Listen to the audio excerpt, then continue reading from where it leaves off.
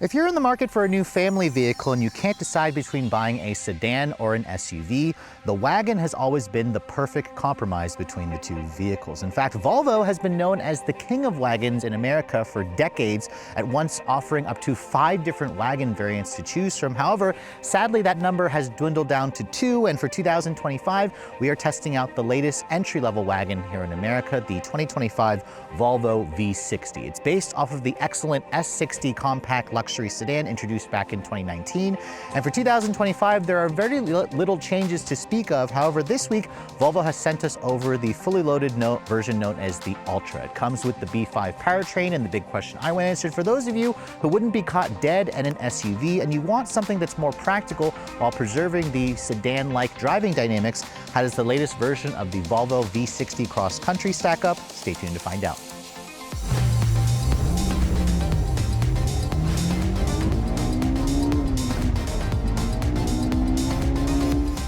Now, before we start talking about the styling of the V60 Cross Country, let me go ahead and pop the hood and remind you guys what's powering this thing, because I mentioned in the introduction, it has a B5 powertrain, which means it comes with a 2-liter turbo 4-cylinder. Now, if you guys are familiar with the current crop of Volvo engines, this powertrain was introduced back in 2022. It replaced the old T5 powertrain, which means you have a 2-liter turbo 4 that's augmented by a 48-volt mild hybrid system. So Volvo is very proud of the fact that their entire lineup is now electrified or fully electric. And in this specific output, or this specification, this 2-liter 4-cylinder makes 247 horsepower and 258 pound-feet of torque. Now, those output figures are pretty much in line with the old T5 engine, but I think it's down around 3 horsepower. Torque is about the same. The company does offer a Polestar engineered optimization package that is an extra $1,400. That actually will increase the output of the torque figure to around 280, which my test car actually does have. It all goes out through an 8-speed automatic transmission. Volvo calls it Geartronic, and that transmission is built by Aisin. The company's all-wheel drive system, mechanical all-wheel drive system, is standard on every version of the V60 Cross Country. Now, fuel economy is rated at 24 in the city, 31 on the highway. That's on premium fuel. It has a 15.9-gallon fuel tank, so you're looking at around 430-ish miles of range on a full tank. Now, Volvo says this powertrain is good for 0 to 60 in 6.4 seconds with a top speed of around 124 miles an hour. And even though this is a wagon, it is rated to tow up to 2,000 pounds, and as this car sits, it weighs in at around 4,100 pounds. Now, sadly, Volvo used to offer the V60 Polestar engineered, which essentially was the hot-rodded version with the T8 powertrain, a plug-in hybrid and 455 horsepower. That vehicle has been discontinued in America for 2025, so this is the sole powertrain you can get in the V60 at the moment. If you guys are looking for more power, the V90, which is their second wagon, is larger. That offers the B6 powertrain, which essentially is this engine with an electric supercharger to increase the output to nearly 300. This, however, should be enough for most people. But let's go ahead and close up the hood here, which, as you can see, it opens up in a ginormous way, and talk about the exterior styling. Now, first of all, my particular test car is painted in bright dusk metallic. It's kind of like a warm silver with a rose gold undertone to it. I actually really like the color, and maybe it's because I'm just getting older, but I've always been really fond of wagons, but I appreciate how this color is low maintenance, and it is a little bit more interesting than just the traditional silver, which I think Volvo calls that as dawn silver. This is known as dusk metallic. As you can see, the metallic fleck looks beautiful in the bright sunlight. The headlights are the standard full LEDs with the traditional Thor's hammer design for the LED daytime running light, the LED turn signal. It is a reflector style LED for the headlights, and you can see down here you have a projector style for the LED fog lights. The grille was updated back in 2023. Remember, this body style has been around since 2020 with this kind of new look with the chrome, the new Volvo logo, of course, at the center with the camera that's nicely integrated along with the parking sensors down here. The front fascia, of course, has some actual air intakes. The Cross Country adds the prerequisite cladding along the front end. No actual skid plates, but this vehicle, compared to a V60 wagon, which isn't available in America anymore, has roughly a 2-inch lift to the suspension. Although, as you can see moving around the side profile, this is the company's smallest wagon in the States. This is still a relatively big vehicle. It's built on the SPA, Scalable Product Architecture platform, or it's known as SPA1, with its 113-inch long wheelbase with a 188-inch long overall length. Compared to the V90, this is roughly 7 inches shorter with a 2-inch shorter wheelbase. It is actually a little bit longer than the XC60, the company's best-selling vehicle, which is a compact luxury SUV. Now, as you can see, looking at the wheels, my test car for $3,200 has these optional 20-inch wheels. They are gorgeous. I love the six-spoke design with this unique kind of gray metallic finish to them with the two-tone look. It's riding on a 245 by 40 R20 Pirelli P0 all-season tire. You have a 13.6-inch brake rotor at the front, 12.9-inch rotor at the rear, 8.1 inches of ground clearance on this model. However, if you guys are looking for the adaptive air suspension from the V90, it is not available on this car. You can see the cladding here I think is tasteful, and it certainly adds a more rugged look, although I do wish that Volvo would offer like a full paint finish, like something you can get on the Audi A4 Allroad, so kind of keep that in mind. I also really like this kind of side sill, which has this actual aluminum along the lower portion of it with the cross-country logo that's kind of actually embossed into the actual aluminum. You can see the mirrors are power folding, they're body colored integrated turn signals. I also like the black accents here along the window trim. You can see there's also low profile aluminum roof rails, and then all of them come standard with the company's panoramic style glass sunroof that actually does open up to vent air, which I love. And then backing away from this angle, this is just an attractive vehicle. I love the long roof design, although I actually think it looks better than the V90 because the V90, remember, is around 195 inches long. So this looks a little bit more better proportioned, a little bit less ungainly. And this only again competes with something like the Audi A4 Allroad. Moving over to the rear, you can see it has the traditional stacked style to the Volvo vertical accented taillights. You can see they're a full LED look with LED turn signals, LED brake lights, reverse lights. Of course, you have a nicely accented rear spoiler that's very tasteful in its size. You have a rear window wiper that I think should have been hidden underneath the spoiler. There's a big Volvo logo spelled out, or boldly spelling it out. And you can see the engine actually just started up because it's a mild hybrid. You can see just some badging here, V60 and then B5. All-wheel drive with the Polestar engineered logo. That's how you know you have that Polestar engineered optimization for an extra $1,400. Now, unlike the V90, you can see the rear bumper I think is better designed.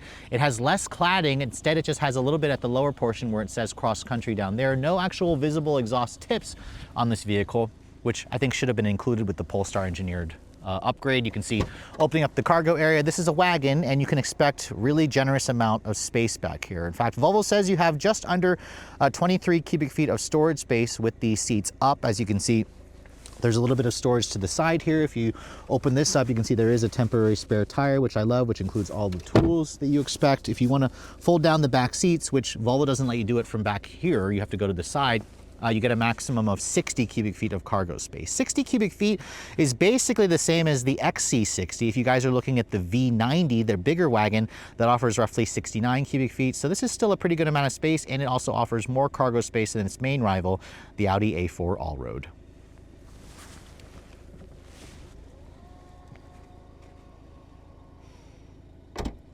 So the exterior of the latest V60 is certainly the exterior styling of the latest V60 is certainly classy and timeless looking, but what about the interior? Let me first show you guys the key fob. You can see this is Volvo's latest intelligent access key with the Volvo logo. There was a time where Volvo used to cover their keys in the same leather as the interior. Sadly, those days are gone. You have your usual buttons here for lock, unlock, power liftgate, of course, and then there's the panic function. The key itself is a nice size, and it also feels relatively high quality still. Now, as you can see, looking at the door handles, they are the traditional pull-style door handles, and I love, again, the body-colored look of it. If you touch this little rectangular portion with your thumb, that will lock the door for you, and it also will power fold the mirrors. I love the little chirp that Volvos also make as well. Sadly, this vehicle does not offer an auto walk-away lock or unlock feature. When you want to unlock the door, just touch the back of the door handle, the mirrors will fold back out, and then that allows you to enter the vehicle. Now, my particular test car has a really great interior color combination. This is the amber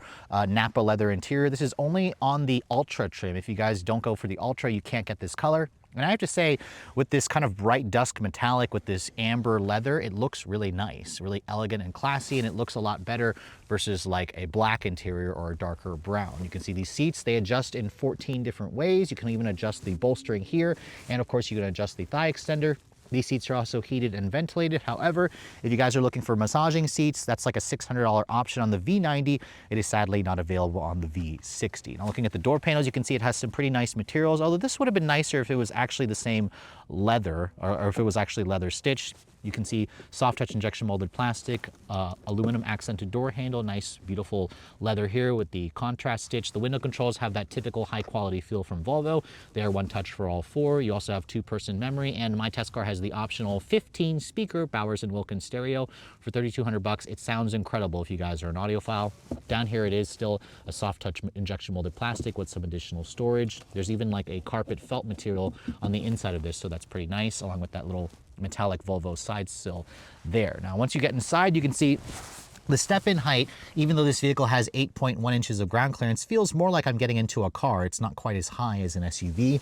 As I shut the door still has a really solid sounding thunk, which adds to that impression of quality. Now, once you're inside, you can see this dashboard has been around for a while, but it's still a really classy and elegant looking interior that feels luxurious. You can see start stop for the vehicle is actually this little knob that you rotate to the right, or it's a dial technically, and you can see because this vehicle is a mild hybrid, the engine just kind of whirs to life. It doesn't have a traditional starter noise. It has the traditional Volvo chime, of course, and then the steering wheel is starting to look a little bit long in the tooth, but it does have some nice feeling leather. It has a thick rim with good bolstering extension. You have some actual buttons here to control your adaptive cruise control. Volvo calls it pilot assist, along with your audio control information here. You can see the steering wheel is just a manual tilt and telescoping, but it does offer a good amount of adjustability and range, which is good for getting a comfortable driving position.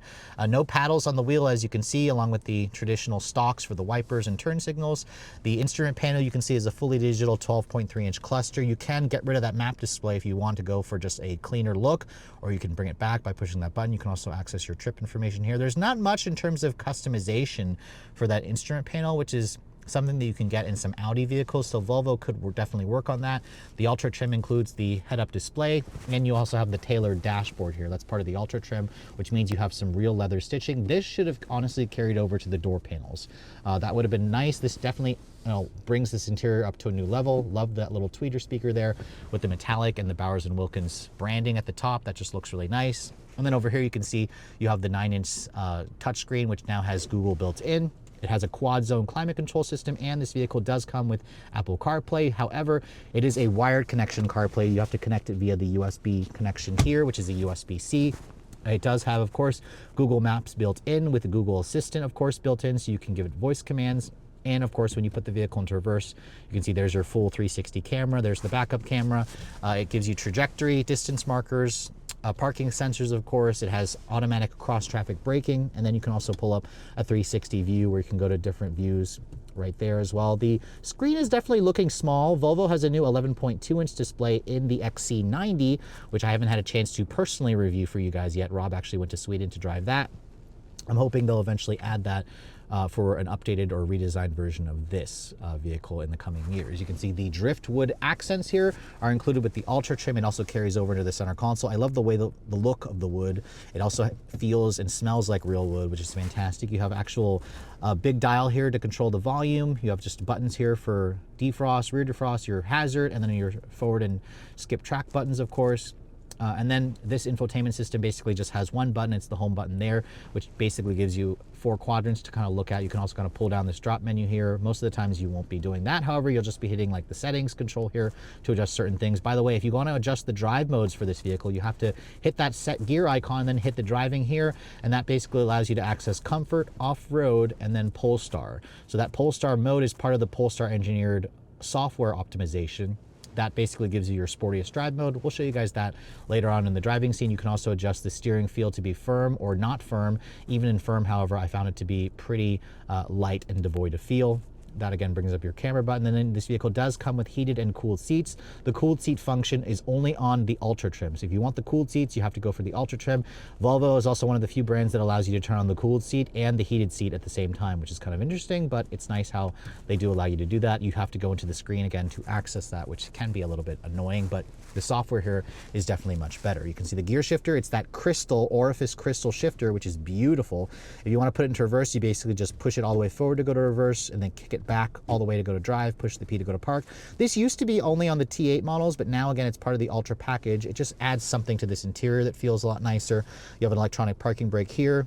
Some piano black plastic over here and over here, which does show fingerprints annoyingly, but you can see, open this up, you have decent sized cup holders, a little bit more storage over here, along with a 12-volt power outlet. There's a nice padded center console here, although it could be softer if I open this up. It's a relatively deep size with 2 USB-C charging ports. I appreciate how this right here is just a smooth, unpainted or unglossy plastic, although it would have been nicer if this is stitched in leather. The carpet comes up to here. I mentioned earlier the seats are beautiful looking. They're supportive and comfortable. They feel really plush. I love the Swedish flag over here.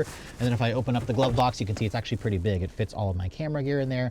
It's damped and it's lined with felt. The mirror is an auto dimming. You can get a digital camera review mirror for an extra $1,000. You have a woven material for the headliner. You have LED map lighting here, along with some LED ambient lighting, although Volvo could do better at that. They're going to be hopefully improving that in the coming years. And then you can see the big sunroof is nice. You can actually open it up to vent air. You can also tilt it, and it does open up just over the 2 front seats with a built-in wind deflector. You can also open it up a little bit more there, but it's definitely a nice feature. Again, this is kind of a touch-sensitive panel. You just swipe with your finger. That will close the sunroof, and it also will close the retractable shades. So overall, the interior still is pretty nice. The tech has definitely been upgraded, but the screen's starting to look a little bit small, and sadly, no wireless connection for CarPlay and no support, I believe, for Android Auto. But it's definitely still a pretty nice place to spend time. And if you're coming from something like a Subaru Outback, this is definitely still a lot nicer. But let's go ahead and hop into the backseat area for this vehicle, because even though this is a smaller wagon, relative of course, it does have a pretty decent sized back seat. Volvo says you have around 35.6 inches of legroom, which is certainly a usable amount. You can see the door panel materials, they still have the same soft touch injection molded plastic with the aluminum trim. Nice padded leather down here. It's even softly padded down here. These seats, like I mentioned earlier, you have to fold them from this side, and once you do that, the rear head restraints will hydraulically fold down, and you can see it almost creates a flat low floor, which is nice. Love the fact that, again, this is still a wagon. And then, as you can see, once I get inside, legroom, as I mentioned, 35.5 inches, and then shutting the door, you can see this is pretty much my driving position. There's good foot space here. If you guys are looking at the V90, you'll get roughly an extra inch of legroom, and the XC60 also offers around 3 inches more legroom. So you do have a compromise with the back seat, but this is certainly still usable. Large hump here for the center passenger. You have, like I mentioned earlier, quad zone climate control, along with heated seats back here, along with your own set of vents. You have 2 USB-C charging ports. I can easily cross my legs and get comfortable back here, but again, it's not the most legroom in the segment. The seats themselves, they don't have any perforations, but they do have the same beautifully soft leather, which feels nice and plush. You also have an armrest here that folds down, and if you open this up, you can see it gives you 2 cup holders, which is nice. In terms of the headroom space, you can see the sunroof does eat into the space, but you do have still maybe a couple inches for somebody my height at 5'7". So overall, this backseat area is certainly still very usable. And I really appreciate the fact that you do get some nice features here like quad zone climate and heated rear seats. All right, so it's been about 4 years since I had a chance to review and spend a full week with you guys on the Volvo V60 cross country. The V60 in general was always one of my favorite wagons, and I have to admit, guys, I was really sad when I discovered that Volvo no longer offers the Polestar engineered version of this thing, the enthusiast wagon, in America. It really makes me sad, because that was the car that I personally would have bought. I mean, 455 horsepower, plug-in hybrid, like 40-ish miles of electric-only range, 0 to 60 in 4 seconds. I am truly, genuinely sad. So for those of you who were able to pick one of those up, you will certainly have a really cool vehicle to drive, and something that's extremely rare as well. But for now, I mean, all you can essentially get is just the B5 version, so the V60 cross country. And this is the model that most people tended to buy anyways. It comes standard, of course, with the newly electrified B5 powertrain, a 2-liter turbocharged 4-cylinder augmented by a mild hybrid 48-volt mild hybrid system. It makes 247 horsepower, 258 pound-feet of torque. Now, if you get the Polestar engineering tuning for an extra $1,400, which my test car I believe has, it adds, or it increases the torque to 280 foot-pounds, and then it also increases the horsepower, but Volvo didn't tell us how much. But the company says this model should hit 60 in around 6.4 seconds, so we have it in Polestar engineered mode. Let's go ahead and see what we can get in our actual testing. I got 6.2 in the Wagon V90 cross-country a few months ago.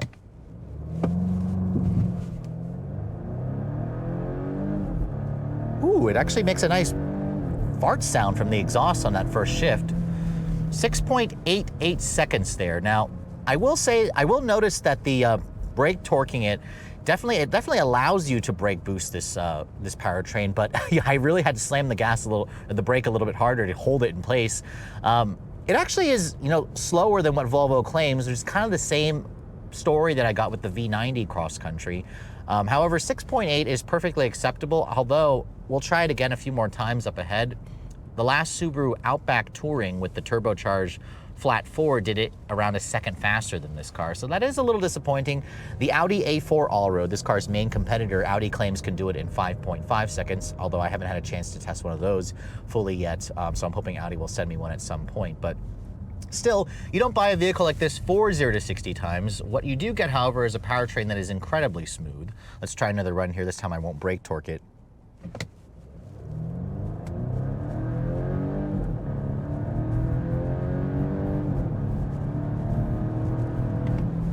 7.49 seconds there. Now that's with it more going uphill, so I'll keep that in mind, of course. We'll try one more run up ahead on a more level surface.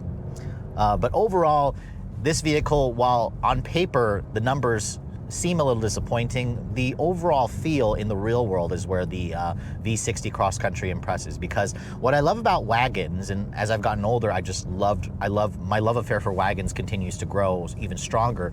This vehicle essentially just handles like a sporty sedan, just with a longer, you know, rear end, and it has that wagon profile from the back, because the ride quality and the handling dynamics are incredibly seamless and smooth. I mean, this vehicle changes directions quickly. The steering, I will say, is very light and numb. Even when I have the steering setting in its firm setting, it could get a little bit heavier. And this is where, again, as a driving enthusiast, I am absolutely depressed that the V60 Polestar Engineered is no longer available, because that's the car, again, that I would have bought personally. But this is still not bad. The suspension itself is tuned very softly, so it isolates you nicely from the road imperfections on the road. My test car does have the big 20-inch wheels, which do degrade the ride quality slightly, but this is still very comfortable. The only thing, however, if you guys are looking for Volvo's four-corner air suspension, it is not available on the V60. It's a $1,200 option on the V90, so there's a reason, again, to go for the more expensive and larger V90, where you can get the air suspension and you can also get the massaging seats, not available on this car.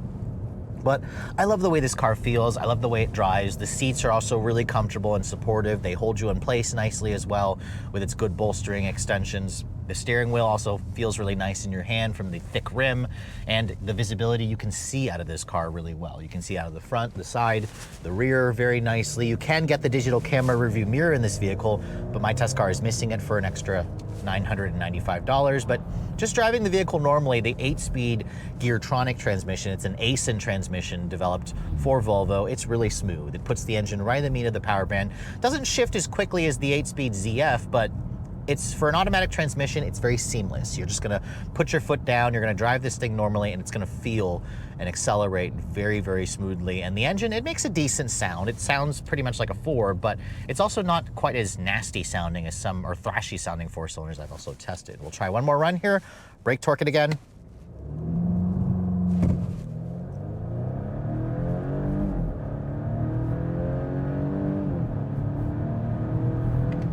.89, so again, very consistent performance there, and we'll have to take that time. So compared to the V90 with the B6 powertrain, the turbo plus this electric supercharger, that will do a 0 to 60 time about a half a second faster than this vehicle. So it would be nice if Volvo would offer the B6 powertrain in this model, especially with the discontinuation of the Polestar engineered version, but I think this power should be sufficient for most people.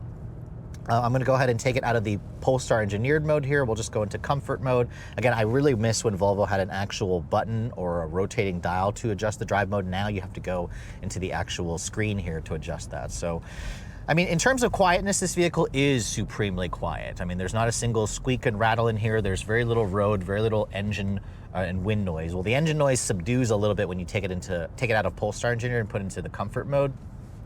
But you know, with that really amazing ride quality, these comfortable seats, this is an excellent daily driver, and it's also an excellent road trip car. So that's one of the reasons why I love Volvo wagons. I mean, I love wagons in general because of this. I mean, SUVs nowadays have gotten a lot sportier and more car-like, but there's still something special about driving a wagon. So I'm in heaven right now. I would personally buy one of these myself, and I would avoid an SUV entirely and get something like this. Now, granted, SUVs still have their purpose. Wagons still don't quite have the cargo capacity, you know, when you're packing things up to the roof like an SUV. But this still has a lot more practicality than a sedan, but it preserves a lot of that sporty sedan feel that enthusiasts are definitely going to love. Now, in terms of fuel efficiency, this car is rated at 24 in the city, 31 on the highway, about 27 combined. In my week's worth of testing, I averaged around 25.5 mpg in mostly mixed driving, with that number being leaning towards city driving. Now, on the highway, I did get it up to around 28 mpg, so I was fairly short of the highway figure from the EPA. Combine that with the 16-gallon fuel tank, you should get around 430-ish miles of range on a full tank. I got around 370 in my actual testing, which is not bad. Premium is recommended for this powertrain. So could Volvo improve the efficiency? Sure, absolutely. I would love to test out an Audi A4 all-road with its 2-liter turbo and dual clutch transmission to see how it compares, but this is probably how it's going to do, or how most of the competitive set is going to do.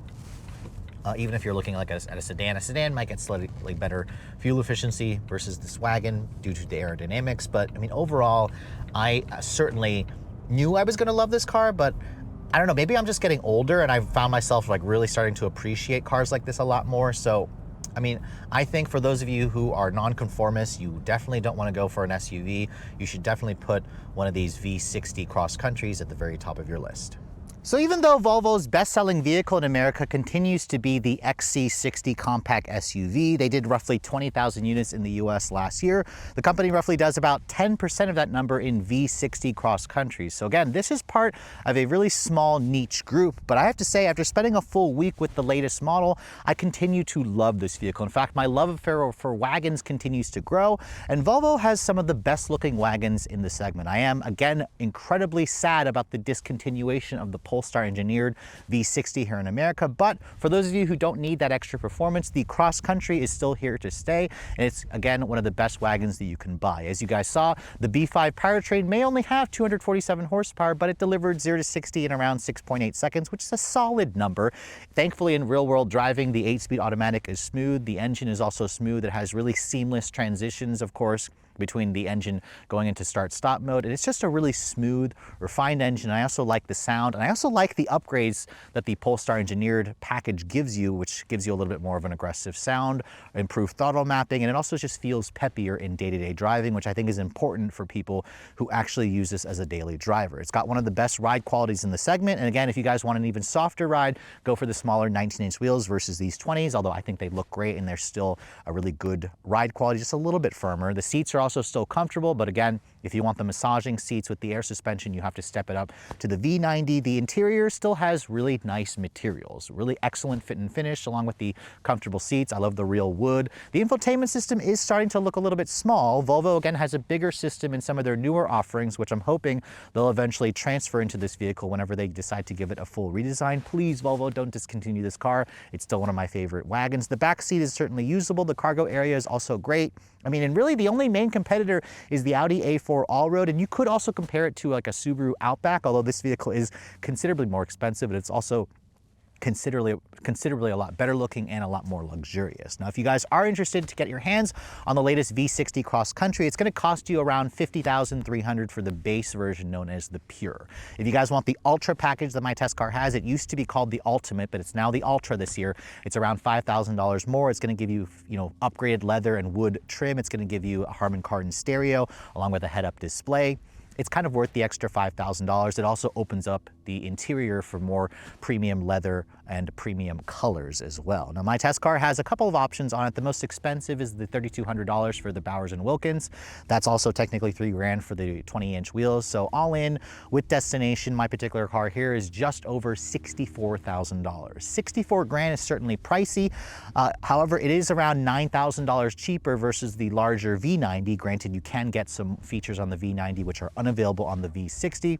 Keep in mind also the Audi A4 all-road is around $3,000 less expensive. That could be, again, a really close comparison, although I think I prefer the styling of the Volvo a little bit more. And you could also look at a Subaru Outback. That's around $20,000 less, and it's technically quicker, but again, some would argue that you can't compare a Subaru to a Volvo, but overall, I'm just happy that this car still exists. So if you guys are an enthusiast looking for a family vehicle and you wouldn't be caught dead in an SUV, make sure you put this vehicle at the very top of your list. But with all that said, hope you guys have enjoyed my full overview on the brand new 2025 Volvo V60 Cross Country. If you're also looking to see the latest cars I'm testing, be sure to follow me on Instagram at redline_reviews, like us on Facebook, and as always guys, please keep subscribing to the Redline Reviews YouTube channel for all the latest reviews. Thank you so much for watching. I'll catch you all in the next video.